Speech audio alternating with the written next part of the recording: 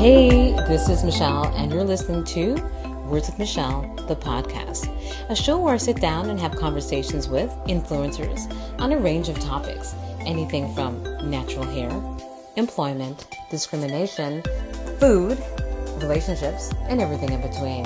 So sit back, relax, and enjoy. If you want to send me an email, hit me up at michelle@wordsmichelle.com.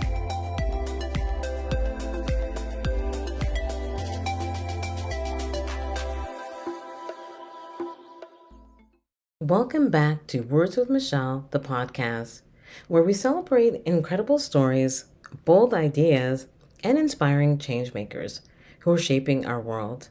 I'm your host, Michelle, and as always, I'm thrilled to bring you conversations that matter. If you want to catch up on all episodes, you can subscribe to my shows on Spotify, Apple Podcasts, and other apps that you use to listen to your podcast. This podcast is available on my YouTube channel, and you can find it at Words with Michelle. If you like the show, don't forget to share the link with a friend. In today's episode, I'm thrilled to welcome someone many of us have watched and admired on our TV screens. I sit with award-winning TV personality and mom, Melanie Ng. I wanted to thank her for interviewing me a few months ago on breakfast television. I felt so at ease in her presence. I really wanted to say a heartfelt thanks. The only way I knew how was to have her on my show. In this episode, Melanie opens up about the highs and challenges of her career in broadcast journalism, the deeply personal reasons behind her decision to step away from television, and what ultimately inspired her return to the screen with a renewed sense of purpose. We chat about motherhood, family, taking risks, and self-care. Loved our conversation. Melanie exudes warmth, compassion, and enthusiasm. We're both Taurus women, so that's one of the reasons why we bonded so quickly. You do not want to miss this. So let's get into it. Here's my conversation with Melanie Ng. I asked her to start off the show with her bio. Thanks for being on the show, Melanie. I just want to say thank you, Melanie, for being on the show. Thank you for, I get to return the favor. You interviewed me, I get to interview you. So thank you so much. Can you share with the audience a bit about you? Absolutely. So first of all, thank you for having me. I really appreciate it. It's funny because it's so weird to have the tables turned and to be interviewed versus doing the interviewing. So a little bit about me. I've been in the broadcasting and media space for about 20 years. And so I started in public relations and then I quickly shifted and I went to the other side and I went to broadcast journalism. But they're all interchangeable skills. At the end of the day, it's telling stories, it's communicating, it's meeting with people, it's writing, it's strategic thinking. So I've been in the journalism world, TV and radio for, of those 20 years, about, let's say 16, 17 of those years have been in TV and radio. So most recently where I've had my biggest stint has been with City TV. And so I worked with them from 2010 up until 2022, where I was a reporter. I anchored on City News as well as Breakfast Television, where I spent 11 years. I called that show, that morning show, home. And I left. I left in 2022, which was quite interesting because I wanted to shift my world. I think the pandemic did a lot for me personally, and I think it did for a lot of people. I reprioritized. I looked at what I wanted out of my life, both professionally and personally. And I stepped away from the number one morning show in the country to think about me for once and my family for once. And I don't want to say for once, because of course I've always thought about them, but just reshifting on where my mind was at. So I left. So for close to 2 years, I have this gap. And I did things like teaching, speaking engagements, everything that just filled some cups that I was so happy, and volunteering at my son's school, things like that, which made me so, so, so happy. I can't even tell you how much it filled my heart. But something was missing, and I went back in 2024 on a part-time basis. And this is where I've been able to make this combination. I work middays, and so I'm able to do pickup and drop off at school, and I do news in the middle of my day. And then BT I backfill on. So I kind of have found a sweet spot, which is very rare in this industry. Do you find that? But I love that I'm able to combine personal and professional and hopefully have been able to find that balance where I'm in a good space. And so that's a long, long version about me, Michelle, but that's who I've been for the last 20 years, and it's been a wild ride.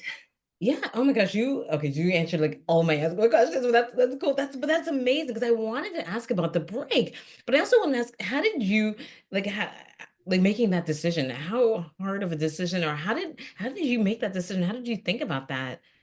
Yeah, it was very hard. I think if I were to jump into this time machine and think about, wow, if young Melanie was like, oh, what would I want to do?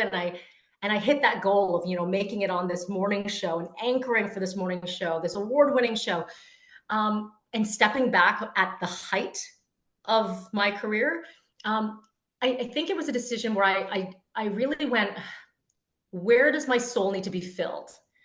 And for me, the pandemic put things into perspective, and I went, I've hit these amazing goals professionally faster, to be honest with you, than I thought I would. And I'm so thankful that I've had those experiences, but I was missing things. I was missing, you know, walking to school with my son. I was missing stories that he would tell. I was my patience level was not as high as I wanted it to be in the evening because, to be quite honest, I was tired. Yeah. You've been up since 2:30 in the morning, that you only have so much fuel to keep that machine running. And so I wasn't the person I wanted to be, at least in a personal way. The thing that made it a little bit easier was that my husband's work travel really started picking up. So he, would be jet setting all these different things. And I went, if there's a time to do it, it's like the universe is telling me this is the time. All those things I wanted to do, everything is aligning. I need to just do it. And I'm telling you, Michelle, as scared as I was, as difficult as that time was, I remember thinking, like, how am I going to tell the bosses that this is what I'm going to do? I just had to do it. And when I did, it was received well, which I'm so thankful for. And obviously, I have such a great relationship with my colleagues to this day that I'm, still in and out of that world. And it just I felt at peace. But did I feel scared because of the unknown? Because of, oh my gosh, I left an industry which feels like it's shrinking. Will I be able to get back in if I wanted to? Yeah, all those fears. But at the end of the day, I was like, what's going to make me happy and my family dynamic happy in this moment? And I did it. And I think it definitely, hands down, best decision I could have made. Wow, that's amazing. I Mhm. I'm so glad you shared that with me, or thank you for sharing that with me because I actually saw the show, your last episode back in 2022, because I actually interviewed someone who was actually on that last show. It was Kamar Martin, and he had the cookies. I know cookies. I remember that show. So, and I remember it was your last show. And because after speaking with him on it in that interview, he was saying that I guess they spoke to him before he went on, saying he thought they were going to say don't go on anymore, but he was saying they wanted to pause it because they wanted to speak to you. Like I guess they had like a little bit of a goodbye to you on air. So that Yeah. I remember seeing, I saw all of that. Wow. Yeah, I think I can tell you this though. When I left, the flood of messages I got, and I tried to get back to as many people as I could because it was overwhelming, but in the best way possible. So many women and men said to me, "You will never regret that decision. Oh, You will never regret the decision because you don't get that time back. You don't get that time back with your family. Your son will grow up, and but will work always be there? Maybe, but in a different capacity. But guess what? You won't regret being there for the moments." And they were right. They were so right. And people were sending me all these different stories about, time that they took off, or, the compromises they made with their partner to be able to make their family life more manageable and to be able to balance it.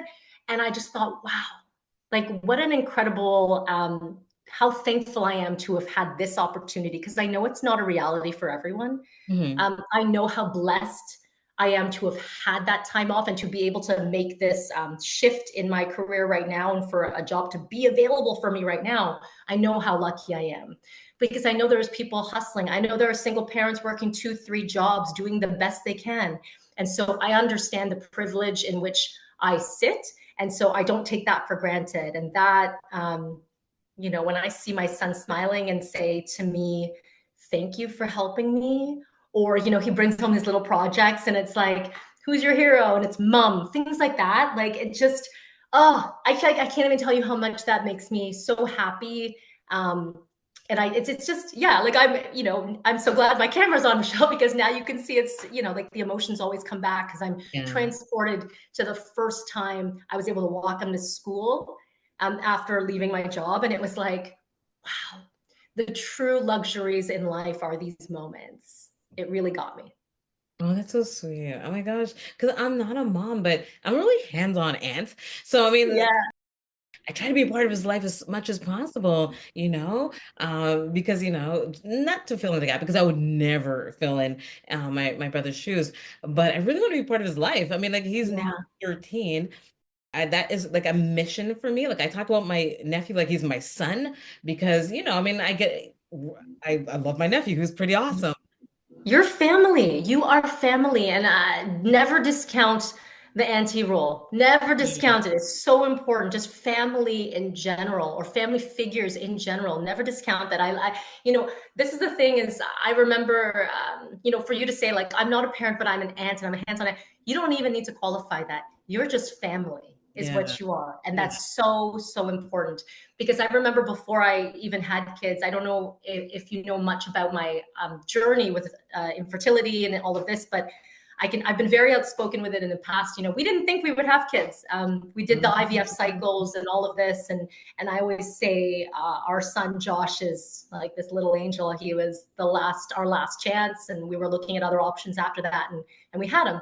But I remember thinking like, when I hear parents talk, I'm like, but I'm not a parent and all this, but I had so much love to give. And you have so much love to give, Michelle. And so, whenever someone says something like that, I go, no, no, no, no. It's not about being the parent. It's about being the person. And I Yeah. think those are the important things. That's so true. I mean, my nephew knows I'm obsessed with him. He's just the coolest kid. I mean, like of course I'm completely biased, but he's so cool. He's such I'm a sure cool. he's cool. Like he's related to you. He's cool.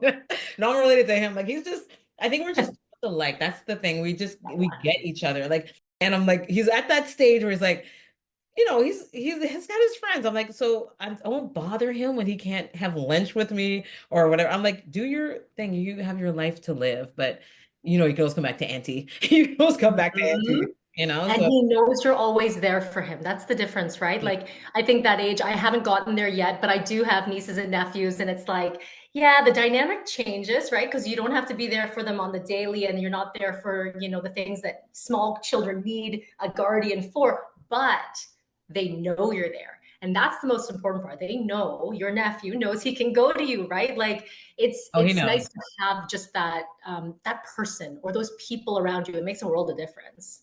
So true, so true. Actually, you know what I want to ask you because I know we spoke about it a bit, but I want to know, did you always want to get into broadcasting? Do you always want to be in media? Yeah, no, I didn't actually. It's funny. I get this question a lot, and I think people are surprised because a lot of people around me in my world, they knew what they wanted to do. They saw the news anchor, they saw the interviewer, they saw the reporter, and they're like, "Ooh, one day." The only thing I knew was that I was amazed by this media landscape. Like I would turn on the TV and be like, wow, that's interesting. Didn't necessarily see myself in that position, but I'm like, how does this machine work? Right? Like, how does this happen and this happen? There must be a team here doing this. That's where my wheels were turning. So growing up, I actually I did all the sciences, all the maths, like because I remember my parents saying, if you can do it, just do all of them and keep all your doors open. So I went to university and I double degreed communication studies, which was the one, and math. Wow. The two are polar opposites. And that was because this was me saying, I'm going to fill my cup here because I find this interesting. And perhaps I was like, maybe I will fill my cup here because this makes my parents happy, or perhaps this is the practical thing to do. Who knows? I quickly, within under a month, I think it was maybe 3 weeks, I changed that double degree, that math one, to English Wow. because I thought there's just something that, comm studies and English go hand in hand. And there's something about what we're doing here.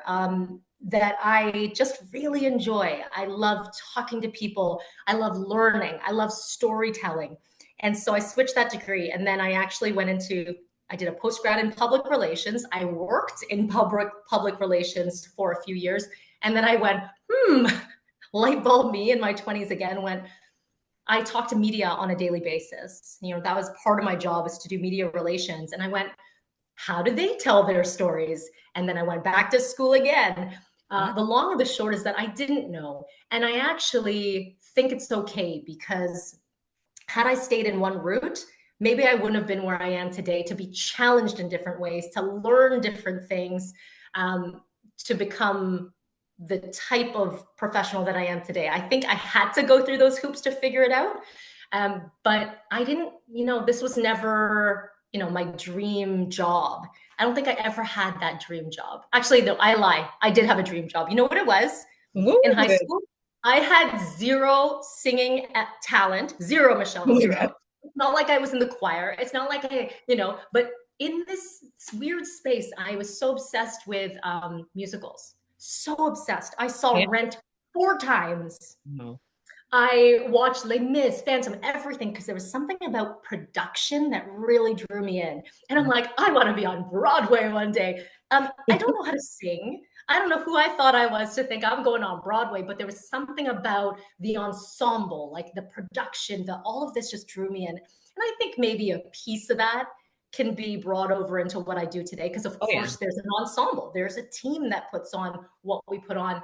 But I think, I loved the bright lights and all of that, but no, I couldn't sing a note. There's like, what was I thinking?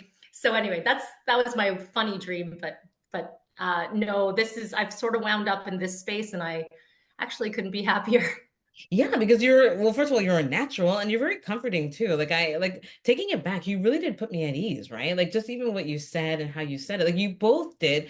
And that's what one of the things I took from that show, because I don't remember the show. Like I don't even remember being on it. Like I have to watch it to know what happened. Like I don't remember It's a answering the question. blur. It's a complete blur, but what I do remember is that your voice was so comforting.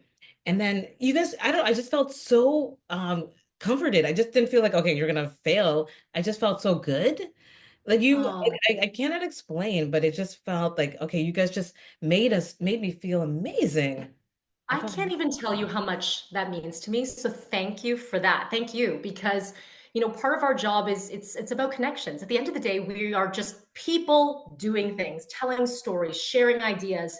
And so to hear that you felt comfortable to share, and that you could be your best self because we were able to instill some sort of calmness with you, that that means the world to me. So thank you for that. oh my God, thank you. That's so sweet. Oh my God. Oh, thank you. Okay. Okay, I'm keep living it. I need to get over that. I need to get over this to go to the next goal. But that was on my vision board for real though. Like it really and truly was.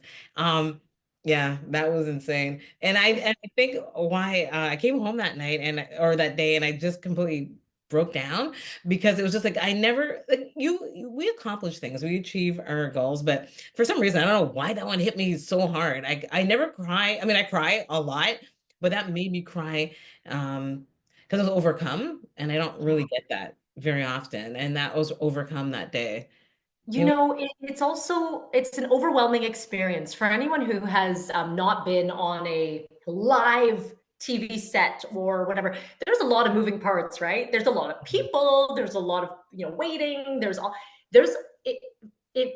I kind of take this for granted because doing it day in day out. That's just my routine. yeah. But for someone who has had it, like yourself, Michelle, on a vision board, dreamed of it, wanted to make sure you did your very best, and then have all of this noise, quite literally, the noise around you, on a morning like that or on a show like that, that's a lot. So honestly, kudos to you, because it can be overwhelming and it can be daunting. And I think our job, as going back to all of it, is to really make you feel like, listen, forget the noise. You always say, don't worry about the cameras, don't worry about the lights. This is just us having a conversation at the end of the day. That's all it is. Doesn't matter if we're talking about your book, doesn't matter if we're making a recipe, doesn't matter if we're doing a workout, doesn't matter if I'm grilling a politician. at the end of the day, we're having a conversation. And that's how I always approach it. And, for you moving forward, because I'm sure we're going to see you on more television spots and interviews and radio and whatever it is that you want to accomplish. I think for anyone else who sits on that end is to always remember there's just a person on the other end. That's all it is. It's just a person. And so all the other stuff is noise. Actually, just want to ask you, so what's your, do you have a career highlight then? Like, because you've been in the industry for a long time and we've seen you. Is there something you'd say, oh my God, I still get goosebumps when I think about this? Yeah, it's funny because I get a question a lot of like, who was your favorite interview, right? I know, I hate that And question. it's like saying, who's your favorite child or who's your favorite, because Exactly. Yeah. everything is so different. I can tell you the moments though that really that get me. So I've done kind of everything in this gamut of broadcasting. Like I've covered the royal wedding. I was overseas that way. I've done TIFF red carpets. I've sat down with um, several politicians and celebrities and whatnot, and those are all fun, right? Like it's fun to tell those stories and share. And you take the pictures, you post it on Instagram, all of this. Wow, Yeah. wow, wow, likes, likes, likes. And I'm not just saying this, but the things that stick with me are just the really personal stories. Mm, And I'm not going to get into some of the specifics because some yeah. of them were very heartbreaking, and they were in early on in my career. You meet families who perhaps are in mourning because something unfortunate has happened, or there's someone or a young child who is doing some incredible things and using their voice to change their classroom and change their way of thinking. There have been there's this one story that actually sticks out to me. It was during the pandemic, and there's a family, and you know what, this actually reminds me because I want to reach back out to this family. And we did this whole thing. Frankie Ferragini, so he's our weather specialist. He's like a longtime breakfast television guy, and we did a segment like, if you could send us a picture during the pandemic, what would it be that just speaks volumes? And this family sent in a picture. And for your listeners, let's close your eyes and envision this. There's a glass window, and there's a grandpa, and he's got his hand up on one side of the glass, and there's a little child on the other side of the glass, because during the pandemic there was no contact, right, Mm, during specific periods. And mm. this, that connection, the look, the hands, all of this just stood out to me, so much so that I said to our producers, can you get me their contact information, because we were just going to show a picture and put it up and go, wow. And I sat back and I remember thinking, whoa, that's a story that like hits me. Like there's heartbreak there because there's isolation. You can't see your, the grandparent, the grandchild relationship. There's so much to this. I need to know more. So I booked a story and I interviewed the entire family. We did it on Zoom. I remember, or online. I forget what we did it on, but there was all these family. It was like the Brady Bunch because you see them all in the boxes. And I remember that recording, and I learned so much more about that family and their relationship. And it just was like, this is why I do this, like to hear people's stories. And I remember that one sat with me, and I said, after the pandemic, I wanted to meet them in person. And I have not done that yet, Michelle. And I'm very disappointed in myself. Okay. So No. this podcast is a really great reminder to reach back out, but we do message here and there. And so I really, I just love connection. And that one really, really just stood out to me. I swear, I think if you were in a media, you would be in social work. Like I feel like you'd be doing social work or something like that. But you're very not saying that media you wouldn't have such warm feelings, but you seem really in touch with your feelings, like really, really, really warm. I mean, have you ever done anything like that? Have you ever done any social with nothing to do with it? I No, guess maybe it's just no, your personality. You're just a very sweet person, I think. You're very that's emotional. really, no, I honestly appreciate that. Like it's, I don't know, we're all just doing our best, like it's really, I mean, I grew up in I'm the youngest of four kids, three older brothers. You can imagine that, right? Three older brothers. You said you had a brother. Did you have other siblings, Yeah, I have Michelle? a sister, an older sister, yeah. Older Yeah. sister. Okay, so you have a bigger family too. Yeah. And it's funny because we didn't grow up, lovey-dovey and talking about feelings. We didn't. And so it's really funny that you say this because I think I've had to come into my feelings and acknowledgement of them and how to manage them and how to present myself a certain way and how to, manage different relationships and, needs and wants and all of this. So this is like a really nice to hear all these beautiful things, Michelle, from you It's because true. No, it's because just, you're yeah, that's amazing. So yeah, thank you. no, it's true. I feel it. Like I can feel your emotion. Like you are like I don't know if you're tearing up, but you seem like, you really remember that story. I mean, I was an employment counselor, but employment counseling it's so tied to like it's more emotional than it is anything because when you're looking for work, you're kind of low emotionally Yeah. because you're not desperate, you're looking for work. You don't feel good, you know what I mean? So, Mm. and one of the reasons why I started doing my blog, interviewing people, is because the connection, everyone felt really comfortable speaking with me.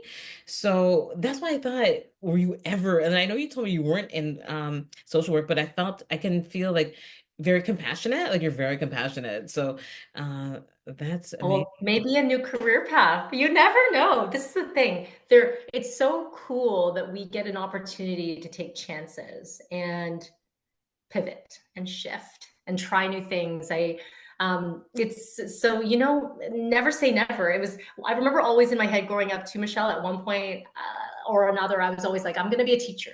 I'm going to be a teacher Yeah. because I love sharing knowledge. I love seeing development. I really love seeing when someone is a sponge and goes boom, and the light bulb goes off, and then all of these things just click. I love it.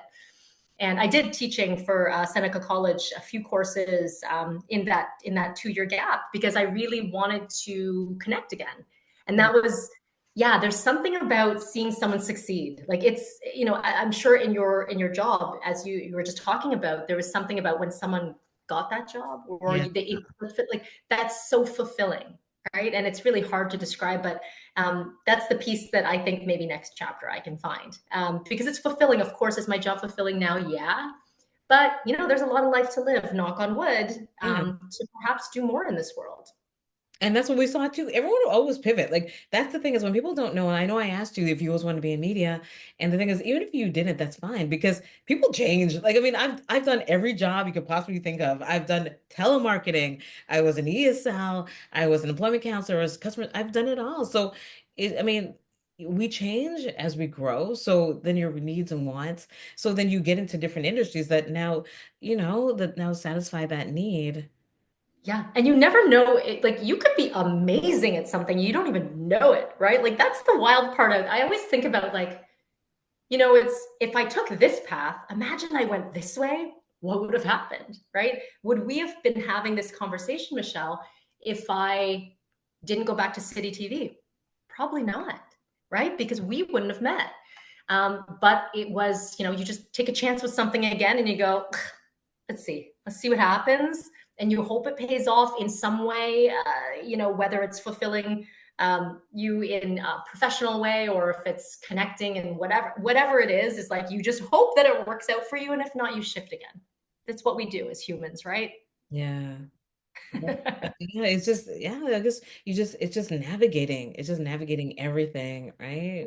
And it's not easy. Here's the thing is that like I know initially when we were chatting before doing this podcast, you were like, maybe I asked you, and I always like to get an idea of what we're going to talk about, but I don't want questions. No, no, no. I never want to be like, we're going to talk about this, because it's not organic anymore. And Mhm. your listeners, they want to hear a conversation because that's what it's all about. Again, it goes right back to it's just people chatting. But I mean, there's this whole conversation about managing and which I think you originally wanted to talk about, but I love that we're going in every direction because it's I know in my head I'm thinking, what no, I'm like, I love clever. it. Yeah. I love it. But it's Yeah. like managing the parenthood with the professional. And it's so funny because I'm like, is anyone really? Is anyone really have the perfect balance? Is anyone doing it 100%? And I don't think anyone is. And anyone who says they've got it down pat and they've got it all under control and their Instagram feed looks beautiful and perfect and curated, well, guess what? They don't have it all Mhm. together. And as long as we're honest with one another, that there are bad times and hard times and difficult times, then we're all better off. And so like I think I'm guilty of it too. Sometimes I post all the sweet fun stuff on my pages and I'm like, but wait, But wait, people need to see when there's meltdowns, and they need to see when, and I'm not just talking my son, I'm talking me too, Yeah. mental meltdown, because it's some things can be hard to manage and balance and feel like you're giving the people around you everything that you can give. But again, we're human. There's only so much you can give. And you also have to give back to yourself too. And I think a lot of us are guilty of not doing that part.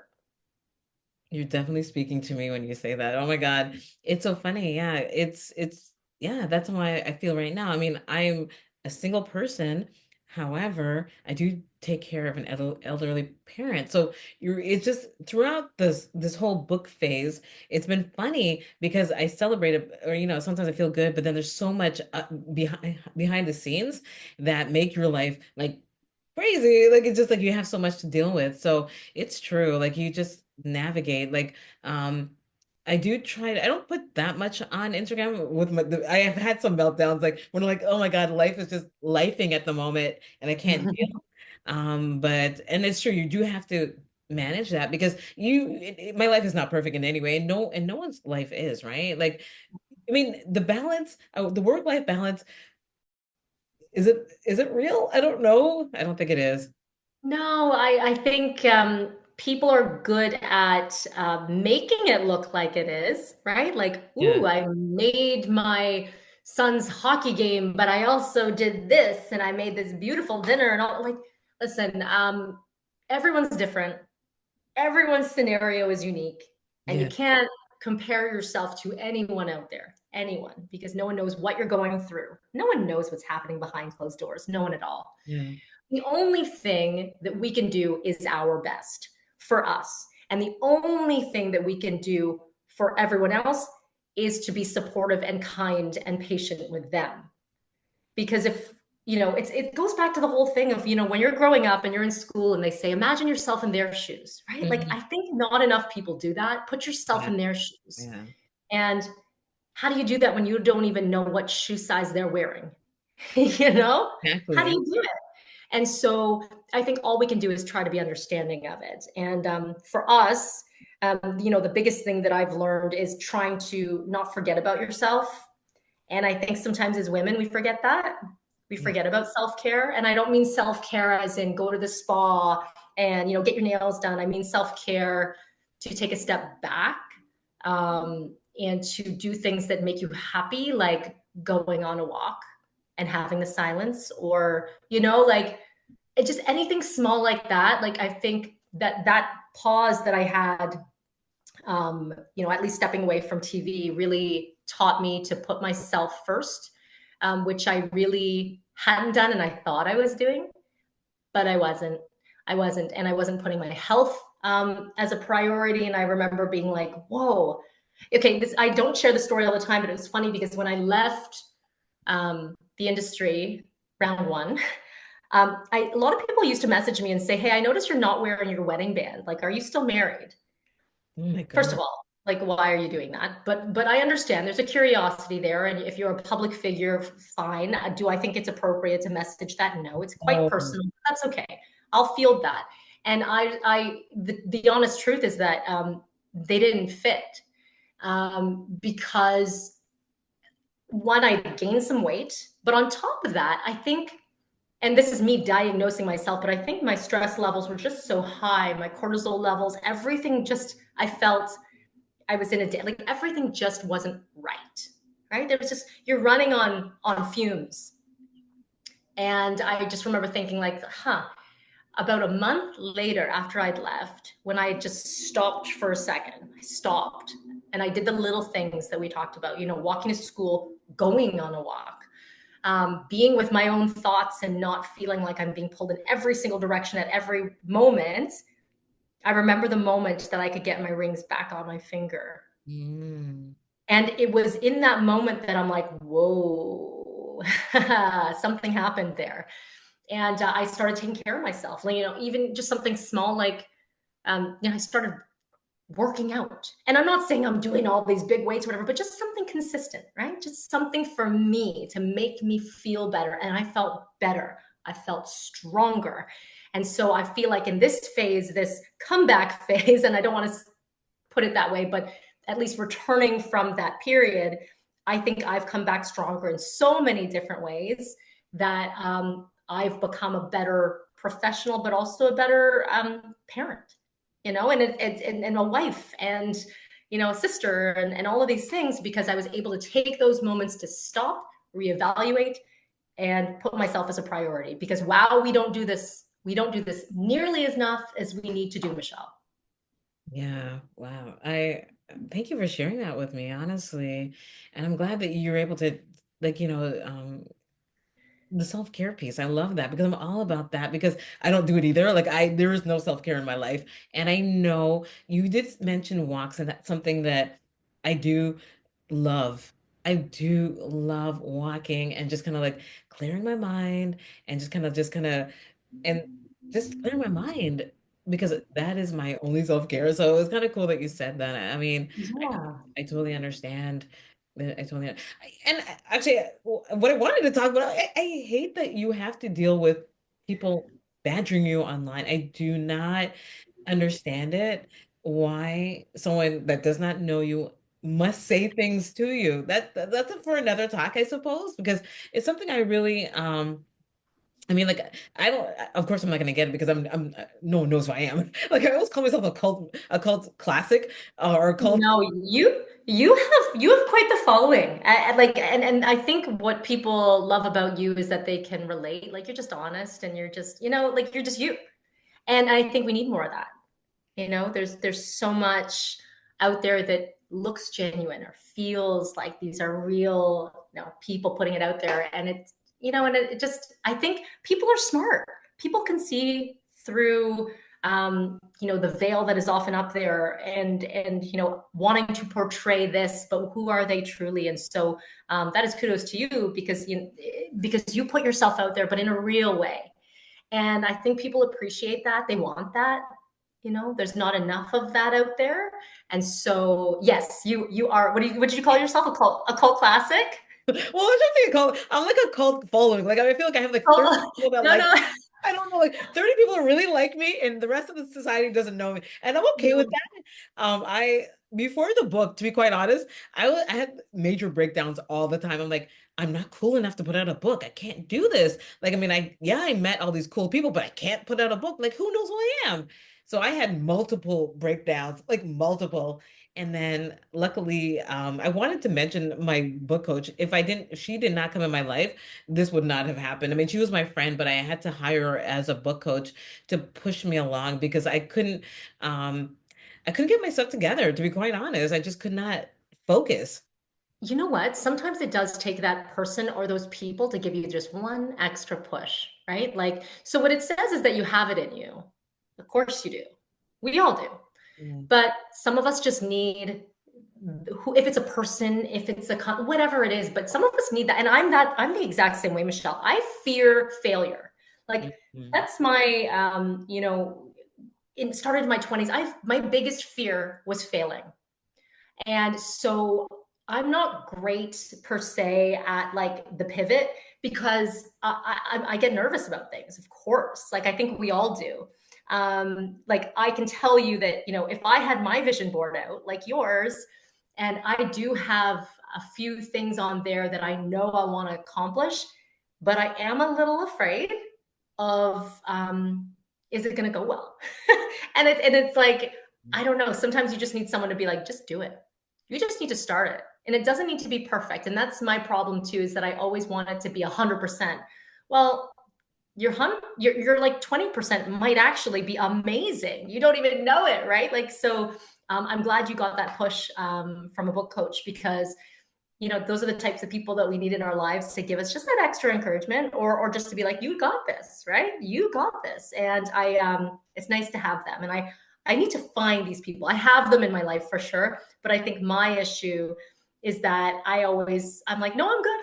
I'm that person that's like, I'm good. It's great. And really, I'm freaking out all the time. And yeah, like I'm freaking out all the time.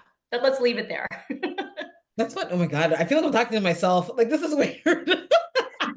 Hello, Michelle. Like, you sound like me, but I'm slightly obsessed with astrology, so I asked Melanie what her sign was. I found out that we're both Tauruses. like, so I'm not big on the astrology, but I always want to hear about it. Where I'm like, am I a true Taurus? Like, do I bear the characteristics that I'm like, I get it. I'm stubborn. I know that. I am. Are you? Right? Like I will Oh, stick to my guns. Like will get in arguments with my husband, who PS is also a Taurus. wow. But the other part about Tauruses, and I remember someone told me this, and I was like, no. And in my head, I'm like, oh yeah, that's me. It was something that Tauruses, that they fear change. Oh my Have you God, ever of seen? course. And I remember being in utter denial. I'm like, no, I love change. I love pivoting. Listen, in theory, we do it out of, circumstance, or we whatever. That's why we pivot. And some people though have the innate, like, oh, I want to pivot, I want to change, like boom, the motivation. I feel like I'm kind of a mix in there, but man, again, I freak out all the time. I do fear change. Like what if I fail? And I think, yeah, at the end of the day, it's like, we're just going through this. We're just going through this together. Yeah. And you know what? You might fail. That's the honest truth. And I have failed. And it's kind of the beauty, because the lessons that you learn in those failures are It is. things that you wouldn't have had if you got everything that you went for, if you succeeded in every possible way. That teaches you nothing. It Exactly. teaches you nothing. And so I'm happy I failed. I'm just scared of it, but I'm happy I failed. Yeah. I mean, it's true because if we didn't, then we wouldn't have anything to gauge it and just to and we have to pivot because we can't stay the same, right? Because like even for me, becoming a podcaster was one of the scariest things. I almost didn't become a podcaster because I didn't think my voice was good enough. I almost did not become, but I'm like, why not? Why But, not? Well, but actually, here's the no. thing, like what makes a good podcast voice? Like honestly, like when you want to hear someone, do you think that they have to have a certain tone or a certain way of speaking? I don't think so. I don't. I personally, not for me. Like I listen to a whole I thought slew of so. different things. I think I thought, well, I didn't, at first, I didn't necessarily like my voice. I thought, okay, whatever. Like, I'm a writer. Like, I'm gonna write. That's what I do. I wasn't Isn't gonna, that wild? Like it's wild how things turn out. And now we're having this conversation today. yeah, I know. Wow. Yeah, I See? know. I need to thank her Everything again. I need to thank everything works out. Everything works out somehow. And again, if they don't, we learn from it. That's all. her.